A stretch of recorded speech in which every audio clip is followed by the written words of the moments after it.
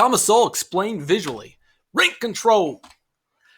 The lesson today, we are drawing mainly from basic economics in the book Economic Facts and Fallacies. If you've read Thomas Sowell, you'll know that he pretty much talks about rent control in every one of his books. He's a Bay Area resident directly affected by rent control, tends to talk about it a lot. We all should be aware of the California homeless crisis, and the concept is, well, how do we help out these people? Well, it's pretty simple. You build more housing. That's the answer. That's why they're homeless. But some people want you to believe, and now this is not directly from Sowell's text, but sometimes we got to kind of lay some groundwork and go over some background before we get into that. But there's this premise that, well, lowering the rents is going to help out the homeless. Lowering rent, creating rent control will help out the poor, middle-income families.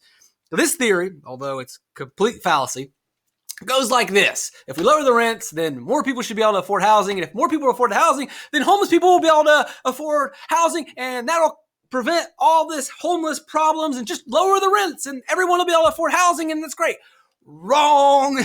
This does not change the supply of housing. We have not created any more housing. It's still the same finite supply of housing. We're not building any more homes. Same amount of homes. All we're doing is just lowering the price. Yes, the poor now can afford more homes, but the middle class can still afford them. The upper class can still afford them. Everyone can still afford the housing that's in a limited supply. We are not creating housing, and if we don't create housing, we don't fix this. Yes, it makes it easier to buy.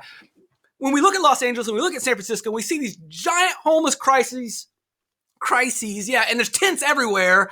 It's not because the rent's too high. Sure, the rent is high, but the rent is high because there's a low supply of housing. Supply is low, price goes up. Los Angeles is not filled with tons of houses that are empty that are too expensive. It's not like there's empty apartments all over San Francisco and they're just too expensive and that's why people are homeless. People are homeless because there's not enough housing in San Francisco and there's not enough housing in Los Angeles, and rent control does not build more housing. It actually results in less housing being built. All we're doing is lowering the rent. We're not creating more housing. The same amount of available housing was already there. Now it's just cheaper. And so, yeah, maybe before only the rich could afford it, but great. Now the poor can afford the same limited amount of supply, and the individual can afford the same limited amount of supply. Great. Now you've just added more people into this marketplace, and it's not even really a market because at least before there was a market where the price determined who got that one last spot. Now, how do we determine who gets that one last spot? Because it's not price anymore. The rich and the famous, we're not excluding them. We're just lowering the rent. We are not discriminating against anyone. We're just saying rent can only be X amount of dollars. Well, who's to say I can't buy that? Who's to say a teacher can't buy that? Who's to say an actor can't buy that? Or a director can't buy that? Or a construction worker or a foreman? There's no rules there. The only rule is that we're going to lower the price. This does not create more housing. It just allows more people to buy the limited space that's already there. And it's going to create more problems as we go in. San Francisco, 49% of rent-controlled homes had only a single occupant. So if you look at all the rent-controlled spaces in San Francisco, half of those have one person living in them. That's a problem when you have a lot of people who can't get into housing. You're creating a scarcity of housing.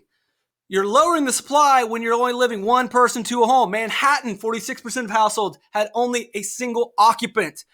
The main reason that one person can afford an entire residence in these areas is because the rent has been artificially lowered through government policy known as rent control, and that allows one person to afford that spot.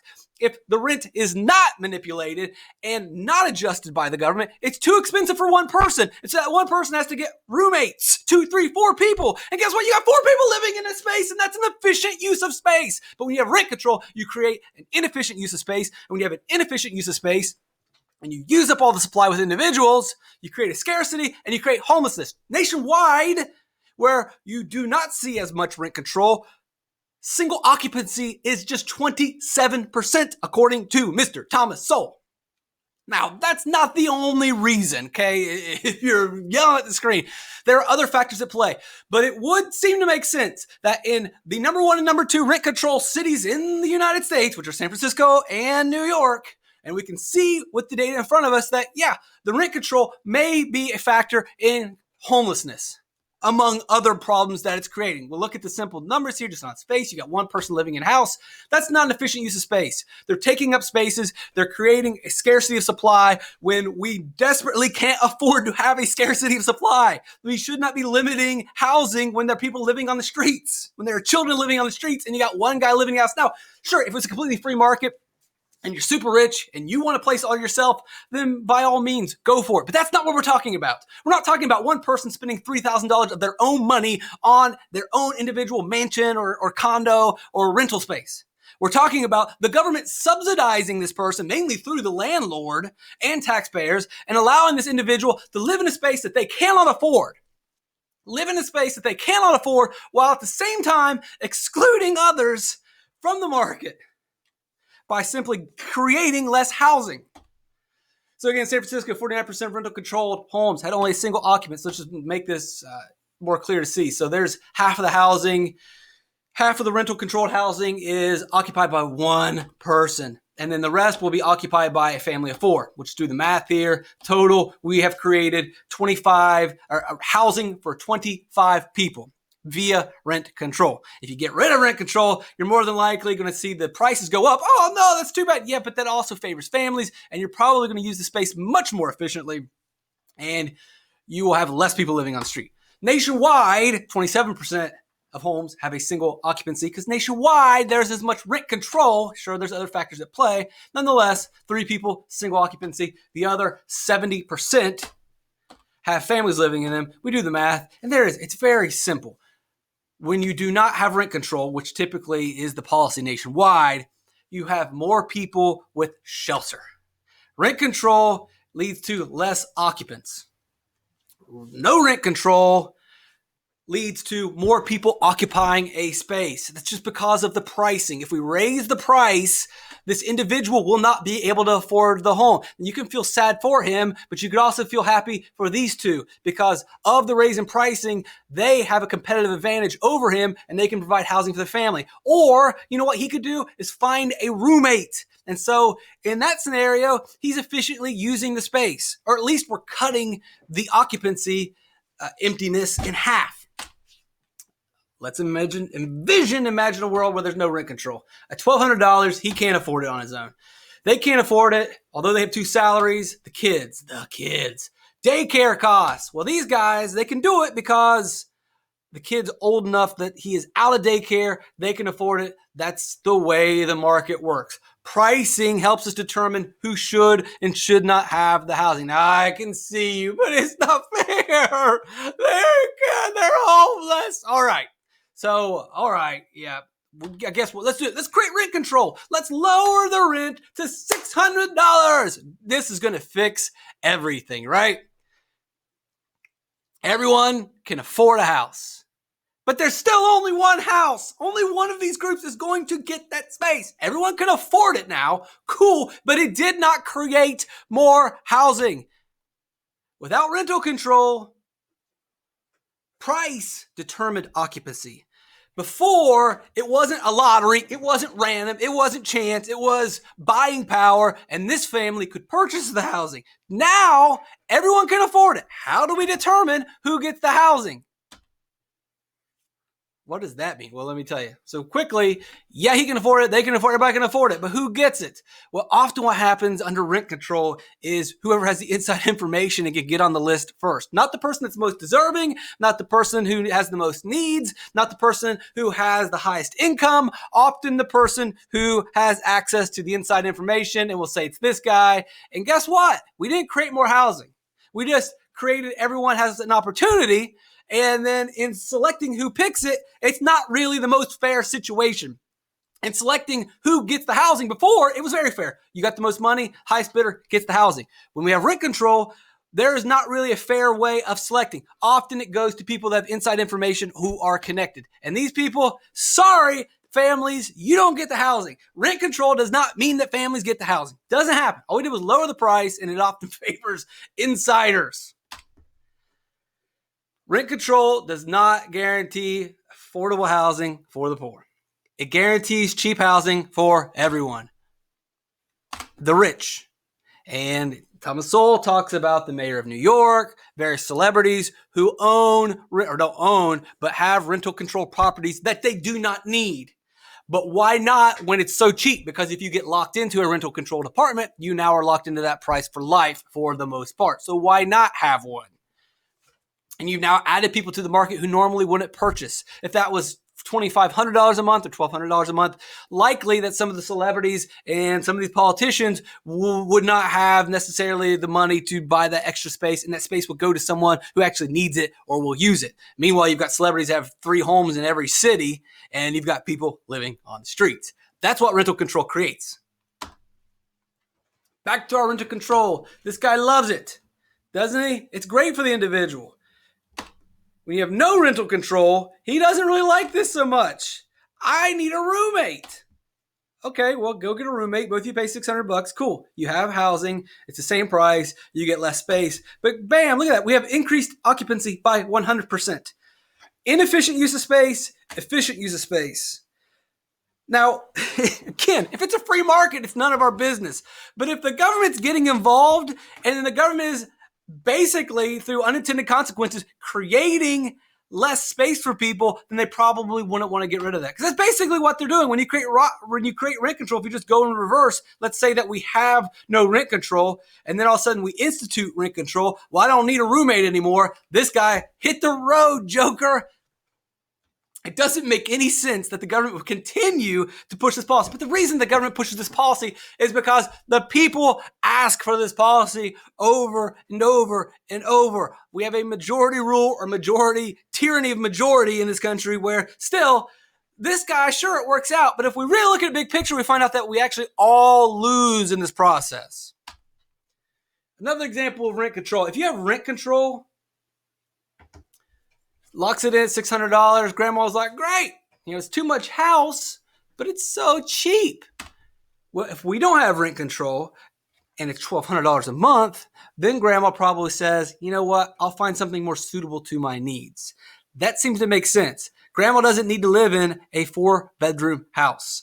Grandma probably needs 2 bedrooms at most. But when you have rent control and it's $600, then why not? But if you don't have rent control and you have a free market like we used to, and we do have in many cities, many elderly will say, all right, I'm going to move away from this unit. I'm going to go somewhere a little cheaper because I'm living on a fixed income, and this will open a space for a family. And we see this cycle, and that family gets older and their kids move away and they downsize, and then they give the housing to another family, and then that family gets older, and as the children move away, they downsize and cycle to another family, and that happens over and over and over, and we create opportunities for families and families and families. In a rental controlled city, you are not creating that cycle. A family does not have an opportunity to move in here. That space is used up by grandma, and the family ends up homeless. Let's look at it again. So if you are a landlord or if you own real estate, under rent control, it is tougher to make a profit simply because you can only charge $600. You make less money. When there is no rent control, yeah, it makes much more sense for landlords to invest and to build more housing. Probably going to build less housing. When you can barely make any money off of the housing that you already have, why build more when you can make very little through this process? Now, if you can make a good profit, then yeah, let's build more housing and make more money. Consequence number 1, like I just said, when you have rent control, and again, this is all from Thomas Sowell, mainly from the book Basic Economics, but also Economic Facts and Fallacies. Under rent control, I must cut expenses to make money. I draw from a couple other sources we'll talk about in a second. As a landlord or the property's owner, they can't cut their mortgage costs. Whatever that landlord spent to get a loan to buy that property, you're not going to get out of it. If he spent $300,000 on that house, it's going to cost him $300,000 to pay back that house. Can't cut his property taxes. The taxes are whatever the taxes are. The property is still valued at what the property is valued at. And the percentage on the taxes are still whatever the government said. So you got to pay those. The only way he can make a cut to help out his margins, because his profits have been cut down because the government said, oh, you can only charge this much money. Well, he's got to find a way so he can cut on maintenance costs. Very common. And so when stuff starts to fall apart, it continues to fall apart. You can read Desmond, I can't remember his last name, the book Evicted, and he goes a lot into this. Sorry, Desmond. At least I got your first name right. Let me see if I can. Evicted, Desmond. Matthew Desmond. Matthew Desmond talks about this and about the landlords and the properties falling apart. And the reason the properties are falling apart often are rental control. There's other situations of government involvement as well. But this is a way that the property managers can cut costs, is not fixing things and just letting things fall apart. And that's how you get dilapidated, unsafe, dangerous housing conditions. And how did that come about? Because of rent control. When you create rent control, they've got to cut costs. This is in Thomas Sowell's book. And when they cut costs, which mainly is their maintenance expenses, the buildings fall apart. When you don't have rent control, then there is an incentive for the landlord to keep up the maintenance because people are paying more. And if they're paying more, they expect more. And if you don't keep up with fixing the pipes and keeping the heat on and fixing the broken windows, then they're going to move somewhere else. Consequence number 2, canceling expansion plans. There's no reason to build more housing if you can't make money on housing. Let me say that again. There's no reason to build more housing if you can't make money on housing. So they will cancel construction, they will build less housing, and when there's less housing available, you have more homelessness. This all plays out when you have rent control. You're limiting the amount of money that a landlord can make, so he doesn't build more housing. And when they don't build more housing, there's less housing available, and you will get an increase in homelessness. San Francisco and Manhattan. Let's go a little bit further. So when rent control, when we don't build more housing and we let housing fall apart, and obviously as the housing falls apart and there's no maintenance, eventually that building has to be boarded up and people are no longer allowed to occupy.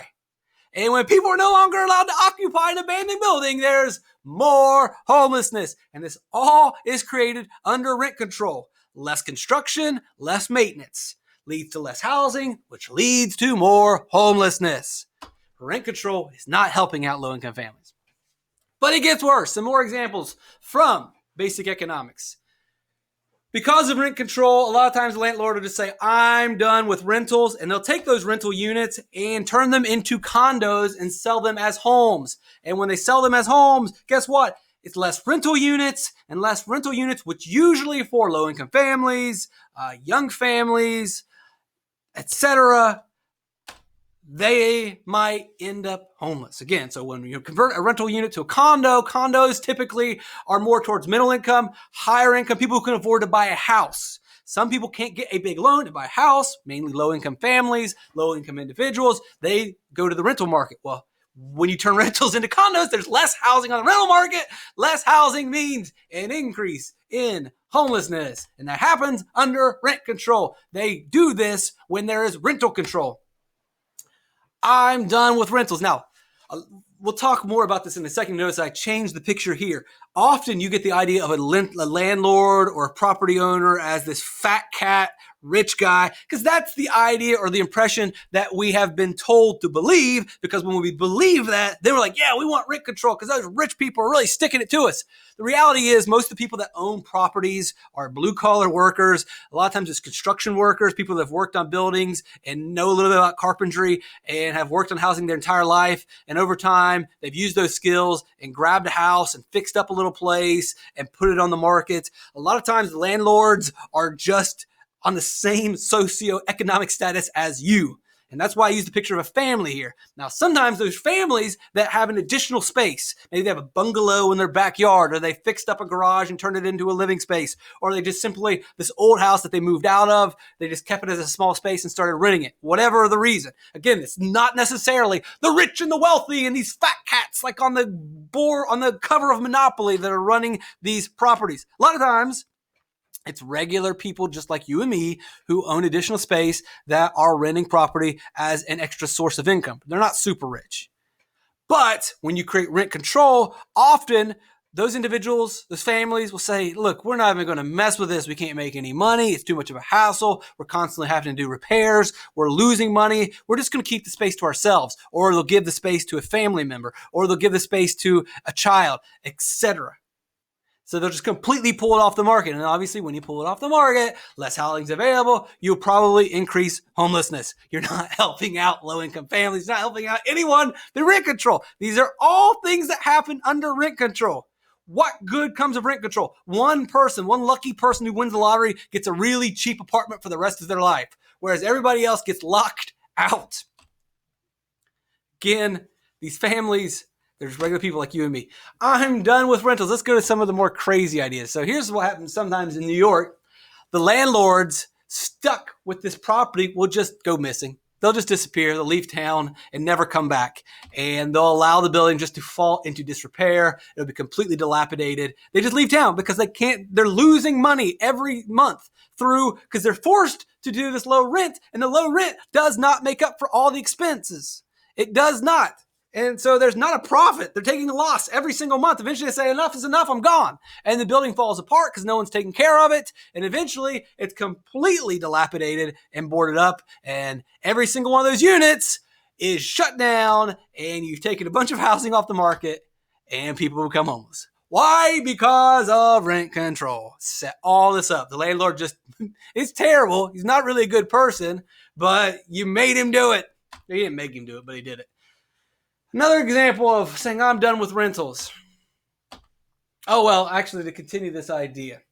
So he goes missing. Now, sometimes before the building becomes completely dilapidated and completely shut down and boarded up, the government will intervene and take over and take control of the building, often turning it into subsidized housing, Section 8 housing, etc. And guess what they do as soon as the government takes it over? They get rid of rent control for that specific building. Of course they did. Are you surprised that once the government takes over the building and they get to write the rules, then they say, well, you know what? There's no rental control for this building. They get rid. I'm not making this up. They'll take away the rent control and they'll say, well, we can't afford to keep this building open at the rental control rate. Yeah, you kidding me, right? Of course you can't afford to because the last guy couldn't afford it either. That's why you have it in the first place. But the government feels like, oh, it's fine for us to take over and completely rewrite the rules in our favor. And they raise the rents. Not making this up. If you want to, so some of this also is coming from Zoning, Rent Control, and Affordable Housing by William Tucker of the Cato Institute, and America's $1 Trillion Housing Mistake, the Failure of American Housing Policy by Howard Husock. You can find some videos of him on YouTube of the Manhattan Institute. Here's another example of talking about the policy. Now, tenants can get really angry with their landlord and they can go to the government or go to a housing authority or a housing agency within the government and often argue their case and get things fixed, get their rent fixed. They have some ground to stand on. They can fight with their landlords. The government will support them. Now, when the government is your landlord, guess what you can't do anymore? A lot of those opportunities are shut off to you. And how did this whole scenario happen? Rent control. I'm done with rentals. Of course you are. Who would still rent? Here's the more extreme version, and you would think that, well, this doesn't really happen, but it happened enough that Thomas Sowell writes about it because it became frequent enough that instead of the landlords just splitting town, they literally set their places on fire, burn them to the ground, and once it's burnt to the ground, they sell the empty space to a factory because they can't do that. There's still people living in it. They can't sell the space. They're stuck with this rental control property. So what they do is they burn it down and sell it off to someone else and take the profits and get out of town. You're probably thinking, that's crazy. That's not true. It is. And obviously, when we burn down an apartment and replace it with a factory, we take away housing and create more homelessness. And you're probably thinking, oh, but what about those poor people whose homes burnt down? And you're right. Some people probably have died because of this. I don't know the exact research, but when the landlord burns down your home, you no longer have a home. That's pretty terrible. And so the government responds, and the government passed laws that said if your rental unit burns down, you go to the top of the housing list. It's not fair that your crazy landlord burned down your property because he's mad about rental control. But it's not fair to you that you have to deal with this. So we'll put you at the top of the list. Well, we have now created a crazy incentive. And so what happened, and this is in his book, and this is also in the book by Zoning and the rental book as well. There were several cases where tenants would take out their property, take their TV sets and all their property and put it on the curb. And then the next thing you know, so all the valuable possessions are all of a sudden sitting on the curb. And then next thing you know, the building catches on fire. Oh no, what am I going to do? Oh, you know what? I guess I get a new house now, don't I? Oh man, that's too bad. Well, my stuff's already ready to go, government. So if you can just move me on down the street, that'd be nice. This is it. People started burning down their own homes so that they could get a better rental unit. Unbelievable. Thank you, rent control. Oh, let's end on a good note. So we've pretty much destroyed rental control. Let's imagine no rent control. And guess what? The landlord all of a sudden can make money. And so what does the landlord do? He hires construction workers and he builds more housing. And when you have more housing, less people are homeless. But you're not helping the poor. Well, yeah, we are right there, but we'll go even into more detail. So again, if we build more housing, or should I say, if the supply goes up, well, what happens to price when supply goes up? Price goes down. And guess what? The poor now can afford housing. Oh, wait, you mean you created more housing and you lowered the price? How does this witchcraft work? Well, I'll tell you folks, it's not witchcraft. It's not magic. It's simple economics. To help the poor and to alleviate the housing crisis, you simply need to build more housing. It's probably not the government's job to build the housing. It probably should be the free market, but the government could relax a lot of regulation and allow the housing building to take place. That's not a here than there. That's for another video. But the key point here is more housing will fix the problem. Lowering the rent does not fix any of our problems. It creates more problems, as we have seen, as documented by Mr. Thomas Sowell.